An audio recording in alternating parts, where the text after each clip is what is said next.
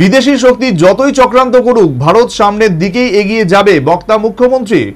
বিশ্ব একাত্মবোধের বার্তা বাসুদেব কুটুম্বকম স্তোত্র উচ্চারণ করে শান্তির বার্তা দিলেন মুখ্যমন্ত্রী মানিক সাহা।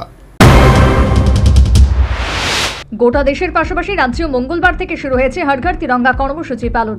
কার্যত ৭৮তম স্বাধীনতা দিবস পালন উপলক্ষে সাধারণ মানুষকে দেশাত্মবোধকতার আবেগে উদ্বুদ্ধ করতে হর ঘর তিরঙ্গা কর্মসূচি পালনের উদ্যোগ। এই কর্মসূচি পালনের শুরুর দিনে রাজ্যে সরকারি এবং বেসরকারিভাবে নানা অনুষ্ঠান আয়োজন করা হয়েছে। সকালে অনুষ্ঠিত হয় বিভিন্ন শোভাযাত্রা ও নানা দেশাত্মবোধক অনুষ্ঠান। বিকেলে লিচুবাগানস্থিত অ্যালবার্ট এক্কা পার্কে বীর শহীদ জওয়ানদের প্রতি শ্রদ্ধা নিবেদন করা হলো।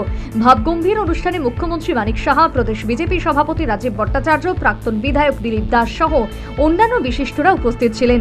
বিদেশি শক্তি যতই চক্রান্ত করুক ভারত সামনের দিকে এগিয়ে যাবে। অনুষ্ঠানে ঠিক এভাবেই দেশাত্মবোধকতার আবেগে নিজ বক্তব্যে দৃঢ়তা প্রকাশ করলেন মুখ্যমন্ত্রী মানিক সাহা। আক্রমণে এই ভারত কিন্তু ভারতের জায়গায় আছে, কোনো লাভ কিচ্ছু হয়নি। যতই চক্রান্ত করুক ভারত সামনের দিকে এগিয়ে যাবে, কারণ ভারত কখনোই অন্য দেশের উপর আক্রমণ শানিত করে না।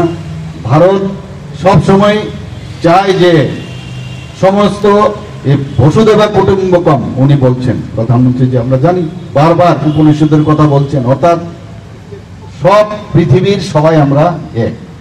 এবং এই যে ভ্রাতৃত্বমূলক বোধ যে বিষয়, সেটা ভারতবর্ষের মূল এসেন্স অফ লাইফ। আমরা ত্রিপুরা সরকার এখন আজকে এটা খেলাধুলার বিষয় হোক, স্পোর্টস ডিপার্টমেন্টেই হোক, আপনারা দেখেছেন কিভাবে আমরা ডেভেলপমেন্ট করার চেষ্টা করছি।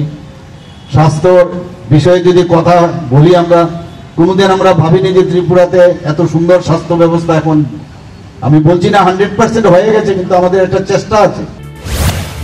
বীর শহীদ জওয়ান অ্যালবার্ট এক্কার আবক্ষ মূর্তিতে পুষ্পার্ঘ্য অর্পণ করে মুখ্যমন্ত্রী সহ অন্যান্য অতিথিরা দেশের অন্যান্য বীর শহীদ জওয়ানদের প্রতি শ্রদ্ধা নিবেদন করলেন। সর্বোপরি নানা অনুষ্ঠানের মাধ্যমে মঙ্গলবার থেকে রাজ্যে হর ঘর তিরঙ্গা কর্মসূচি পালনের সূচনা হলো।